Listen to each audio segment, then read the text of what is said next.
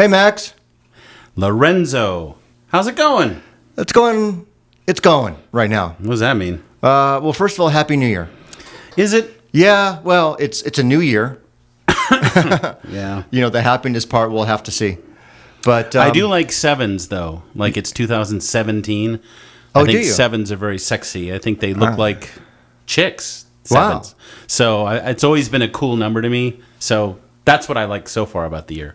Well, is that guess there's what? a 7 in it. Yeah. Well, this is episode 7. Oh, that's crazy. Wow. So this is going to be the sexy episode? Yeah, Wow. well, I don't know about that. Well, I don't think so, It's yeah. going to be one weird fetish if someone has their pants around their ankles and they're jerking their joint to this one, but hey, more power to you. I don't discriminate against your sexual fetish, listener. We actually kind of encourage it. Absolutely. Well, should we just get into the meat of the shit? Well, I just found out that my beloved pug, Mickey, has cancer just now. And the thing about it is he's very old, but we don't know how old. And whenever anyone asks, well, how old is he? It's very frustrating because I know people, especially people that don't know or own dogs, don't understand, but when you rescue a dog, it doesn't come with a birth date. It's always just like, you don't know what is inside this dog. You don't know what is going on with its organs. You don't know how long it's been on this godforsaken shit-fuck toilet of a planet. You get no information. So the course of time, first of all, you get the dog. When you rescue a dog, you go to the rescuer, and there's a quick little meet and greet. You have to go off your instincts. Well, Jesus, that's a really cute dog. I don't know if he's going to shit in the bed. I don't know if he's going to piss on the floor. I don't know if he's going to barf. I don't know if he has pancreatitis. I don't know if he has cancer. I don't know if he has this. I don't know if he has that. I don't know if he's going to get along with my other pug, Malcolm. Right. It's like going on a first date. Yeah, you know? don't know anything. You but go by looks and you go by, am I going to connect with this being? Right. But the being could go and have all kinds of shit. You are going from a first date to a marriage if you choose Right then this and there. animal. You're taking them home to live with them. Pretty much. Yeah. Pretty much. And You know, I've had... Like a mail order bride or something. Absolutely. Absolutely. And I've had a lot of dogs, and I have worshipped them all, but Mickey the pug, who we suspect maybe 12 to 14, I don't know. Listen, I've had him, gosh, even though it's only been about 5 years, going on 6 years, it really does feel like, I don't know, 12, 13, 20 years. And he is unusual because of all the dogs that I've had, and I think he comes closest to Lily, and I love Malcolm. Malcolm's just a different kind of dog. Malcolm is the lovable Galumph. He's the Lenny from Of Mice and Men. I just want to pet the rabbits, George. You know, he's a lummox, he's a goofball, he's overweight, he's on a fat boy diet, but he's so full of love. We call him our tank. We call him, like you said, our rock. And he is, without a doubt, the unsung hero of the family. Because every time with the past 2 pugs who have been the most major dogs in my life, Lily and Mickey, he's been the reliable bodyguard, the standby, the over here, he doesn't have the problems that these other dogs had. But the problem with Mickey that's killing me the most, that's absolutely tearing my soul apart, is that I don't think, and Lily comes pretty close, probably the closest, I've never had an animal love me as much as I love them. Like, You loves felt the me. love from Mickey more than your other pugs? No, it's not about that. It's his love for me. That's what I'm saying. You felt the love from Mickey. Yeah, oh yeah. Like, Lily had her attitude, and she, would have to have her space and all that, because she was a chick, which is understandable. Malcolm, he's always got to plop right down into my lap like a boulder, and that's fine. I can't sit down without 2 black pugs jumping into my lap. But Mickey worships me. He is so loyal and so good to me. He's always right there. Now, that could be he's a Velcro pug. He's a troubled, emotionally battered animal. I mean, God knows where he came from. When we rescued him, he was dropped off at the rescuer, and he had to have 14 teeth pulled out of his head because his mouth was rotten, which we took care of. Right from the get-go. Right from the start. That was before we found out all of his other problems. But even my wife admits that no living creature in the history of my personal existence has been as loyal as Mickey. Wow. So you can imagine how devastating getting the news right before I showed up here. He's just across the street at an animal hospital. Right as we're taping this. Right as I wanted to bring him in here. I remember. He was going to be a guest on the show He today. was going to be, the tank of the show. Correct. But he usually goes to a hospital or a veterinary clinic also out in Studio City, where I live. I don't live out here in fucking West LA. I hate it down here. I hate it down here like you hate the Valley. This fucking place. These people out here. Bunch of snobs. Although I do like Santa Monica. Santa Monica's very good. And Venice. I do like where you live. Well, I just don't like thank you. this West Hollywood. All right, you can come over again. Ugh. So, anyway, I'm just really rattled, and, I don't want to be a bummer, but at the same time, I got to be me, and this is what's going on. It's coming out of my pores. I'm actually amazed I'm not bawling right now, and I think it's because I cried in the parking lot before I came here. Did you really? I did. Oh, I didn't know that. Well, it's brave of you to share that with us and to just kind of vent. But I have to say also, it's also obviously very terrible of your pet or any pet that, is going to get cancer and probably, has a finite number of months to live. But the dog lived years longer than it should, because I've personally seen you give it shots in the ass, special food, sleeping with it, waking up at 2 a.m. when it has a seizure, calming it down, giving it meds for years. So you were a doctor. He's not an it, he's a he, but yes, I know. Okay, all right. You were there. I was there when he had Lorenzo and seizures. I were watching, when he had his first grand mal seizure, Lorenzo and I were watching Paranormal Activity. That's very true. And Mickey and Malcolm were out on the patio, and all of a sudden we're sitting there, we've had a lot of wine, we're sitting there in the dark, like a couple of freaks watching this, ghost story, and all of a sudden there's this boom outside. And the dog is literally flipping up and down in the air. Grandma. It was crazy. So I had to get the rectal syringe and fill his ass with a sedative, which I did. Yeah. But Well, I'm holding him down. You're holding him down. And you're giving him the shot in the ass, which actually did work. Yeah. But, I guess looking back, all those things you did were just Band-Aids to, Yeah, he has pancreatitis, and now, we found out over the weekend that he has a mass on his pancreas, which is shooting all of this insulin. Listen, no one cares about this, but the point is, the dog is very sick, and he does have it's called insulinoma, and it's a cancer, and he's been coughing these past few months too. So we took him in for that and gave him cough suppressants. Well, that's because we believe that the cancer now, the specialist today, has spread into his lungs. Oh, wow. It's on his liver.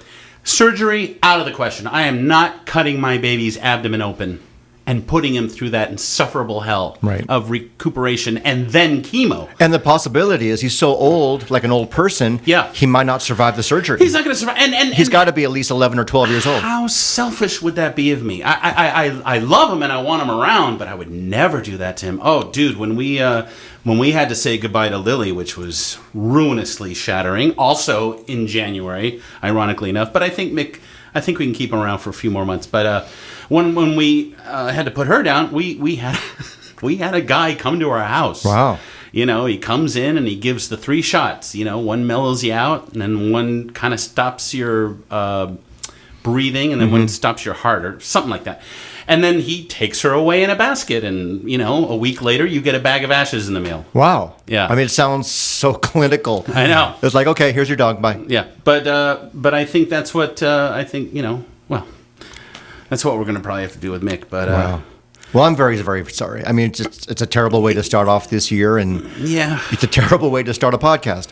No, it's not. It's, people can shut it off. They don't want to fucking listen, but I'm seeing the anguish on your face right now. Yeah. And as you're saying this, you look terrible. I'm just like, wow, man, there's so many horrible, awful beings on this planet, and how come my Mickey has to be so sick and suffer? It just... Because the good in all living creatures, right? They die young.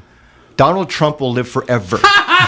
He'll be 117. Donald Trump. But well, the positive thing is you have another love of your life. You have well, besides Malcolm. your wife, you got Malcolm. Yep. You give all your attention to Malcolm. Yep. He's great. He's going to basically just say, well, what happened to my friend? But he'll get over it, and he will.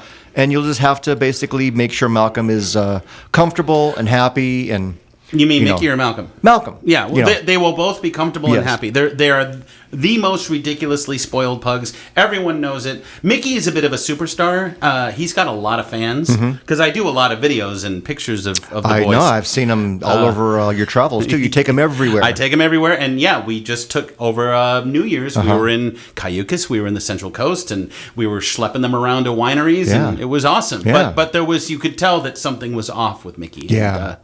And once you place him on the beach and he just doesn't even want to sniff and piss all over seaweed, you know that there's something wrong. So. And you know, I don't have kids, so talk about spoiled. Because Mickey was having such a hard time walking, Lorenzo, we bought him a dog stroller. I put him in a dog stroller. When I brought him over to the VCA today, he was in a stroller. No one else had a dog stroller. Right. Dogs were walking with like 3 legs and hobbling in, and just dogs are being rushed into the ER. You got a doggy limo. He has a black Cadillac. Mm-hmm. It's got a little bowl and a bottle of water that I put in there. It's got shit bags. It's got a purple towel because purple's his color. Do you put a little bonnet on him like a little newborn? No, I don't do that. But I slept in a black T-shirt the past couple nights. I put that in there to give him comfort because, you know, dogs, they love to curl up in your dirty clothes. Yeah, like you do. Yeah. I like to curl up in my wife's dirty panties, but that's another thing. But yeah, I just man, oh man, I'm hurting. But I said, no way am I going to bail on this, because I'm having fun. Well, talking to you. You too, but part of me thought that you were going to bail, and that would have been fine. Really? Yeah, because I didn't know what was going to happen. I've been pretty reliable. Well, you never had a dog with cancer the day of the recording. I've never had. So that's a different issue. No, the day of the recording. Yeah, I mean, like an hour before. An hour before. You found out. So it's cool. It's cool. I'm glad you're here, and we're drinking wine, and I'm going to do a toast to Mickey.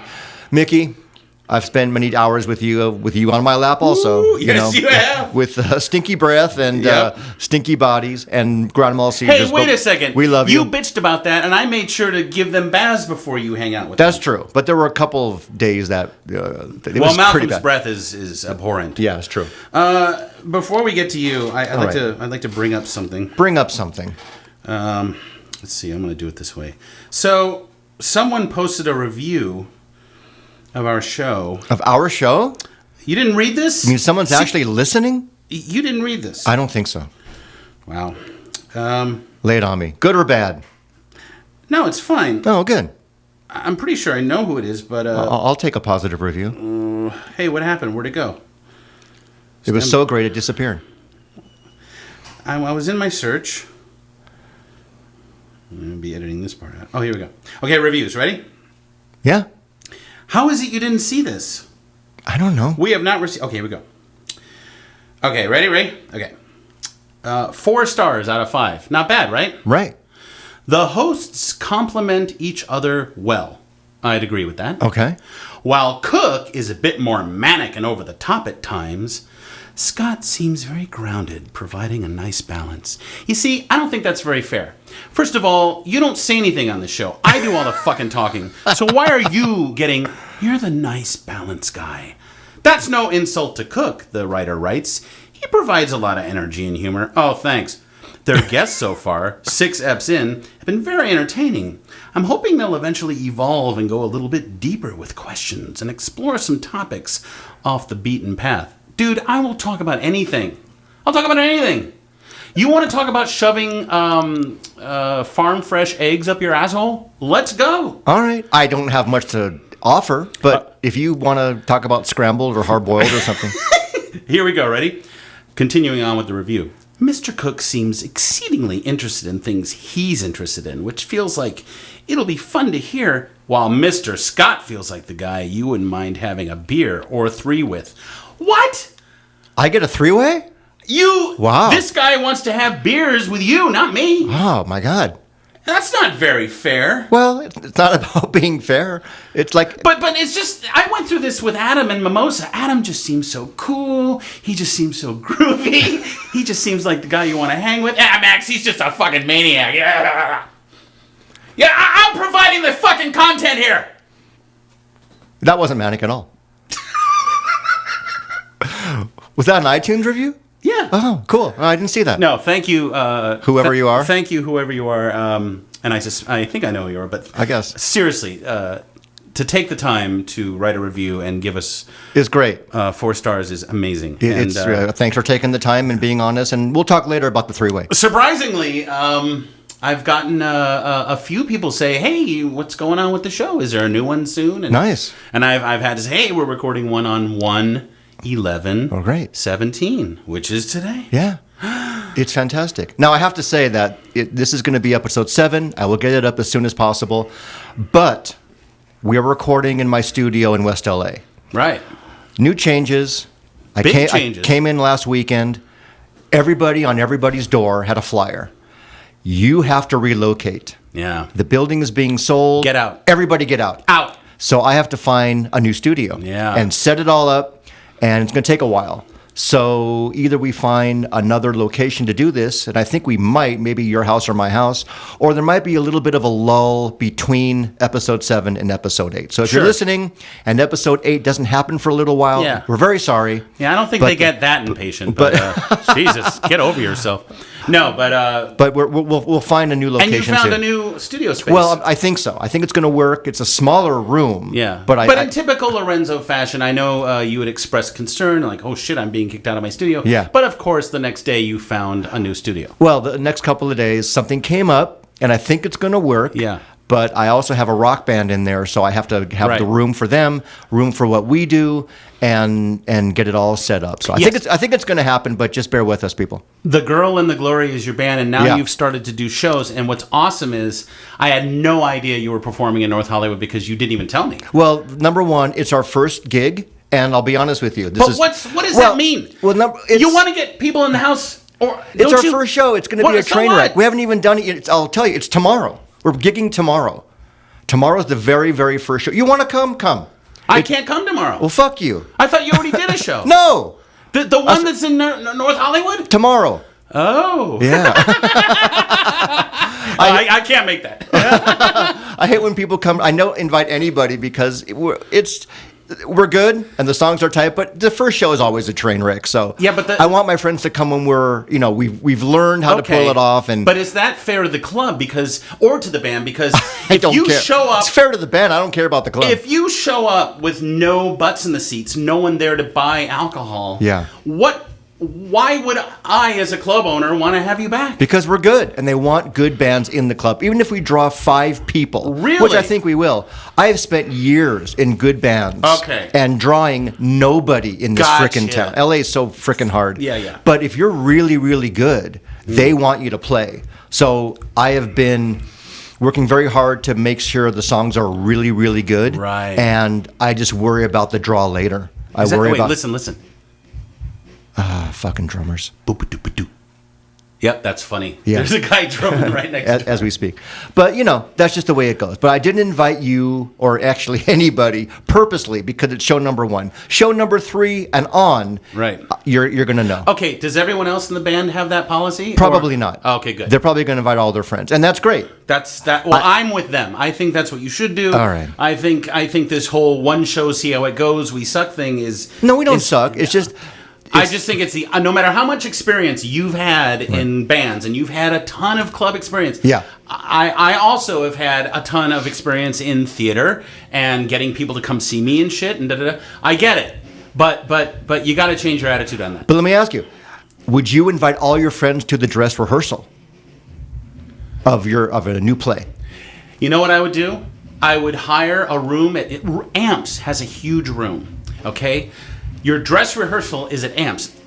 We performed at Amps together in our REM cover band. Yeah. There's a stage. Yeah. There's a gigantic room. Invite friends to that for a little reception. That's actually a really good idea. It's too late, but because we're digging already. Right. But wouldn't it be something to just have one night only? Come to Amps. Yeah. You got a cooler full of beer, right, and some wine going, and you're inside that room. The air's kicking in, and you perform your set for your closest peeps and get some feedback. That's a great idea. Set that up, and I'll come. Woo! Wait. I'm going down the street. I'm doop-a-doop. You need more wine? I know I do. Drunken self-loathing hip-hop. I still have to. I hate my face. I hate my life. The only thing I got is a good-ass wife. These drums are kicking. I'm really lame. You know what? Tomorrow will be the same. I make no money. Yes, I do. No, I don't. What am I going to do? Okay, that was terrible. That was really bad. All right, so New Year's. I hate New Year's. Well, it's always... I think it's a terrible holiday. I don't want to be reminded that there's another year of fucking life to live. I don't want to stare down another year where, like, all of a sudden... Well, my birthday's in August. When's yours in November? No, April. April. Shit, that's right. Oh, wow. I don't want to be reminded that I'm going to be, a year older. A year trying to get gigs and, trying to get... Oh, yeah, hustling. Are you kidding? Yeah, the hustle and the whole thing. And this is where I get caught up even with you. What is coming up in the world of Max Koch? That is a terrible question. Okay. No, I mean, look, I continue to work now and again, which is great. I'm definitely taking it up a notch with the acting and all that. But look, the substantial things are I'm actually I've already started filming my dog Mickey. Like, I'm going to make a little documentary about him and his passing. A documentary? A documentary. I love that. Thank you. I wonder if that's been coined. If not, it just did. Well, I love it. And then I've got that documentary I'm working on about my high school drama teacher. Yeah, I want to hear about that, Mr. Corelli. Well, I can't, and there's not much to discuss, but... is it too early to unveil the... Yeah, a little bit. I'm editing it, and it's been a great experience. But again, it's like, wow, can I just stick with my instincts and not try to include other people to make this thing happen? Because part of it is, and he'll never listen to this, so it's okay. But part of it is, I want this story to be about me going to see my drama teacher from high school and telling him to his face how much he meant to me. And we filmed that, and it was beautiful. Then I was thinking, wow, I'm not alone. He's got scores of other people who had the same experience with famous and not famous. Correct. So I thought, wow, wouldn't it be interesting to kind of pepper in throughout the doc testimonials from people? And I reached out to so far maybe 8 folks, and I got one response. I mean an actual video response. And then I filmed a friend, and then everyone who promised me that they were going to do something either have not come through. They bailed on you. Well, I don't know, but I'm not going to go chasing these people. They have the information. They know what I needed from them. I provided a very clear-cut description of what I wanted from them. Oh, yeah, that sounds great. And then one guy came at me the other day. Hey, did you still want that thing? No, I've totally moved on to a whole new documentary now, so don't even worry about it. Like, yeah, I want the fucking thing. But now I'm so turned off by the idea. And I've had... Let's see, I reached out to at least 3 or 4 people who've known me almost my whole life, and they haven't gotten back to me. You know it's bad when they haven't gotten back to you. So your vision is being a bit curtailed, and you can't wait for everybody, so you're like, fuck it, I'm going to edit this thing. I'm going to edit it without them. Without all the other people saying how great he is. Yeah. Which makes it more about your point of view. Right, basically. but I was trying to spread the love. I understand, but they don't want the love spread on them. Well, no, the people who said they did certainly want to be a part of it. Oh, yeah, I want to film myself talking about how much I love this guy. I'm on it. Dead silence. Right. It just, we were talking about this town and the degree of flakiness. And that just triggered that in me. It's just like, show up or shut up. Don't dangle carrots in my face. Don't tell me, yeah, I want to be a part of this. I don't have the patience for it anymore.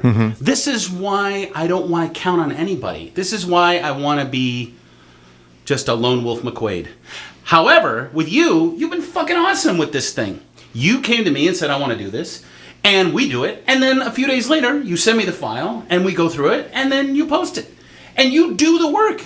Yeah. You're sitting here doing the work. I'm not a flake. You've been reliable. I'm a reliable guy. Well, I'm the kind of guy you want to have a beer with.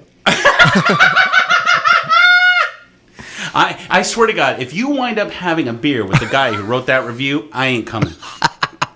You go have your little beer together. Let's see how exciting that'll be. I'm having wine with you. That's fine. Thank you. Anyhow, so as far as like what's coming up, I don't know. Listen, you and I and Brett Pearson's recorded a song. And yeah, what's happening with that? We need to do that. So that's on the docket. You've teased me. We've actually teased our listeners about this. I know. And we haven't really said much about it. It could be really, really cool, but it's been kicked off to the corner. No. Well, listen, the holidays hit. And yeah, then, that's true. Everything got so jammy and crammy and slowed down, and then... That's what the holidays do. That's why I hate them. You get in this momentum, and you work on your projects, and all of a sudden, it just comes to a halt. And everything, you hit a brick wall, and then you're supposed to have fun, where you're in the back of your mind, you're really thinking about the project that you just stopped doing. Yeah. You want the holidays to be over, so you can just get back to fucking work. Yeah. And then you sort of get into a stupor. Yeah, and then January is such a slump, because it's sort of like... The car's been parked in the driveway all winter. The engine's all cold, and there's no gas in there. God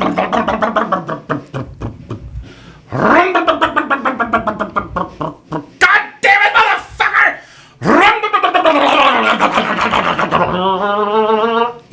That's what we're doing right now. Right. But get this fucking year going. This podcast is our new gas. And then your dog gets cancer, and you want to kill yourself. But you can't kill yourself because you got to take care of your dog until the end. I will tell you something. Even though things slowed down during the holidays, between Christmas and New Year's, dude, I saw X at the Roxy. What? The band X? Yeah. They reformed all original members? All the original members had a special... run of shows. Was it like invitation only or open to the public? Well, it was a opening night of I think a 4 or 5 night run with different opening acts. What a great treat. I love X. Yeah, my friend Eric totally hooked it up because, I'm a punk rock fiend. And it was so funny because, you mentioned you'd seen them. Yeah. When did you see them? I saw them New Year's Eve at a small club in West LA that's now a restaurant. Wow. Called the Alligator Lounge. Okay. And this is, 1990? Wow. Maybe late 80s. And it was great. It was fantastic. Well, listen. This exclusive night... courtesy of my friend, who's he's a serious punk rocker. Mm-hmm. Like, even though he's middle-aged like us, this dude was standing there ready to start a mosh pit. Right. He's looking for the opportunity. I'm like, you're in your early 50s now. You cannot be doing this. He's like, fuck that. I'm getting in there. It's pretty hilarious. But oh my gosh, the ticket meant that you got to see their sound check, which we saw. Wow. You got a poster. One's like the band posters you used to have hanging here in the studio that's now being scrapped. Signed by all the band members. Cool. Buttons, whatever, like a whole little gift bag, and then the show. But I gotta tell you, man, even more exciting to me personally than X, and I love X, was Mike Watt of the Minutemen. Really? Was he opening? He was the opener with his band, the Second Men, and they do Minutemen songs, but it's two other guys. I love the name. It's not D. Boone and George Hurley. Right. It's two other dudes. Did they bring it? Oh, my God, dude. Fucking Mike Watt was so awesome. He shows up. Talk about an old guy. He's got, like, silver hair. He's super tall. But he's still got his fucking torn-up Levi's. Right. He's got plaid his shirt. Plaid flannel shirt. Right. Glasses. And he had his bass, slung on his back. And if you ever heard Mike Watt, he kind of talks like this, and he's from San Pedro, right? So when he's not playing music, he's down in San Pedro with Henry Rollins out on his kayak doing his podcast. So he shows up, dude, it was like 2 minutes before he hit the stage. He shows up limping with his glasses wee-jawed on his face. Did he fall down? With his back, yeah, he may as well have, with his bass strapped to his back, wearing one of those shiny, what's that fish stick with the fisherman on the cover? in the yellow hood when you a sea slicker when you go out to like sea. a rain slicker. Yeah, it was like a raincoat. Right. that a fisherman would wear because he's from Pedro. Maybe he just came off his kayak. So he just hops on the stage and Mike's a bassist, so boom doom doom doom doom doom doom boom boom boom boom boom boom boom boom boom doom doom doom doom doom. This dude was shredding and singing the D Boon lyrics. Yeah. Sirius has a heart attack. It was so fucking cool. But here's the problem, because there's always going to be a problem when it's me. Dude, I have not been to a show in a club where I am standing on a hardwood floor for 4 hours. 4 hours. Oh, yeah. Yeah.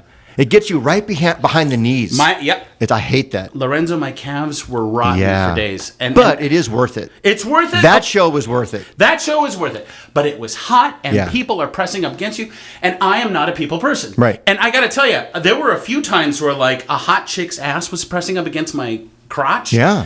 And I was like, okay. No, this is miserable, because it's just so hot, and everyone's so clammy and sweaty.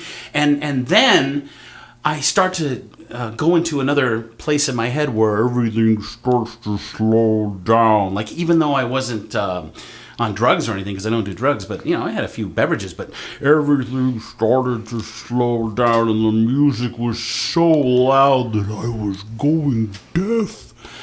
I was deaf when I walked out of the club. Ringing in the ears.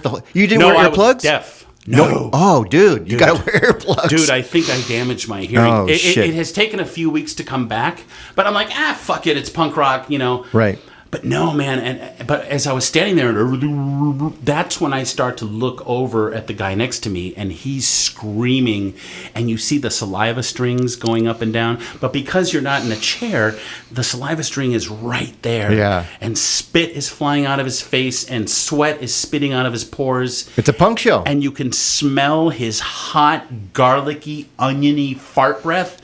And I got to tell you, man, it was a bad experience at that It's point. like you're not 16. You feel like you are. I'm seeing X and the second men, but after a while, it's like, you know what? I want to see this in a nice private suite. I want to see it at the Greek. That's exactly, with my own waitress. Dude, I had box seats for The Cure. It was one of the greatest nights of my life. Because you're taken care of like a fucking king. Hollywood Bowl, baby. I didn't touch anyone but my wife and the creepy chick in the box. Spoiled prince. I really am. Oh my god. But dude, no, that fucking show, it's so funny. Yeah, 16, man. 16, I saw the Violent Femmes in combat boots and a bathrobe at the Hollywood Palladium, and I jumped it. It was the only first and last time I was ever in a mosh pit was that show. But so at the Roxy, at this past show, there was no mosh pit. No. Everyone was too old. Everyone's too old. It's like a slosh pit. They're kind of like sort of rubbing against each other, but they're too old to really go for it. Yeah, I'm serious. It's a heart attack too. Exactly. Nausea, bloody red ass. So, what was I talking about? Oh, no, in the fucking mosh pit where there would be punk rockers, there's like a guy with a giant Canon camera trying to get really good photos of X. That ain't punk rock. And Exene and John Doe, oh my god. They're so cool. And Exene's a grandma now. I mean, Is my she god. really? But you know what? She must be a grandma with the most edgiest attitude ever. Because she's so all cool. about attitude. Yeah. No, she hasn't lost her attitude. No, she was on stage and she was like, she's captivating. And her attitude was fantastic. And she's 60 and John Doe's 64. Right. And he's got all of his iconography. He wears the cowboy punk shirts and like the fucking bolo tie and the leather jacket, and he still has the pompadour, and it was just so cool. It sounds like a great show, dude. We had so much fun. I mean, seriously. Again, my friend, like, I would watch him, and he's kind of a short, sort of. He looks like he'd be on the short bus. He's a little special needs. No, he's brilliant. He's my friend Eric, but he kind of jumped in a few times, and I kept looking at him. He's looking back at me. I'm gonna get in there. I'm gonna get in there, and he never really managed to start anything. Yeah. Well. And it didn't help that the way the Roxy is designed when you walk in, there are 2 carpeted pathways. And then there's the main floor. Right. And then there's the silver lounge where, like, you can go and sit and be waited on. That's where I wanted to be. That's where I thought we'd be. But if you even step a heel onto the carpeted pathway, you got the ushers coming up, pushing you back into the crowd. Right. I fucking hated that. I can't do it. There's got to be a show for, like, punk over 50. I want to see the Descendants. Did I show you that doc about the Descendants? We saw it. It was fantastic. With Milo, yeah. It was great. It was great. Yeah. All that stuff was great. And because, I've said this before, that modern music just fucking sucks. Yeah. That you see all those other people that just have attitude, great songs, and they still bring it in their 60s. They just run right over all the young bands right now that are so corporate and they just want to make money and they don't know much about songwriting and there's no attitude and it makes you just even appreciate all that old stuff even more. Absolutely. I love that stuff. So it's inspiring. Maybe that's what this new year should be, is just like, rediscovering all the quality old stuff, that the new stuff is fucking crap. Yeah. And going back to basics. And realizing that what you were into in the beginning was actually the road you should have still be on. And, just to appreciate where we've come from. Yeah, I mean, on a complete similar note, but different from punk rock. So Kate Bush, she did a show in 2014 now. It was called Before the Dawn, and she only performed in London because she's like a female Stanley Kubrick. Right. She won't come to the States. She won't fly. She won't this. She's got all kinds of issues. But I got Nicole that one of the Christmas gifts was that, because I got Nicole into Kate Bush. Oh, yeah. I'm a Nicole Kate Bush never. fan. I know you are. And Nicole never really appreciated her, but now she does. But I love Kate and always have. So it's funny that you say go back to the old stuff, because she put out this live record called Behind the Dawn, Before the Dawn, and it's 3 discs. Dude, it's some of the most transporting, atmospherically magnificent. Like, I can't even imagine what this stuff must have looked like on stage. But she redid a lot of her old songs, but then there's a lot of new stuff that doesn't grab me as much as the old stuff. Mm-hmm. But we've been listening to that a lot, and especially driving up and down the Central Coast. Right. Listening to that. Well, she's great, and she's inspiring, and she inspired a lot of female vocalists, whether they admit it or not. Real And groundbreaker. She is, and she's one of my faves. And it's also amazing, at least in America, how many people have never heard of her. Yeah. So if you're listening and you want to discover somebody new, at least new for you, but that's been around for almost 40 years. Yeah. Her name is Kate Bush, and Kate Bush was discovered when she was 15 years old by David Gilmour. Yeah. That's right. Come in with the cootie light in the morning. Come in with the cooking gleam. Yeah. You know her song. He knew that Make she a was deal really with God and begin to swallow places. We run up that road. That's the big hit. Yeah. But you were saying about Gilmour. No, I'm just saying that he knew that he saw something special. Yeah. And he's the one that got her signed. You think he fucked her? She was pretty hot when she was young. Oh my God. She was a dancer. Yeah. Oh, Jesus. I don't know if David Gilmour ever got into. I'm not going to say what I'm thinking. let's not say that, but that would be something. Yeah. And Peter Gabriel, she was a frequent. She was like a female Peter Gabriel as well. She's in that whole scene. She collaborated with that dude. If you don't know about her and you love that kind of, arty, really cool, deep kind of songwriting, you'll like her. So that's really cool. I will come over, I'll bring wine, and we'll watch at least one DVD of that.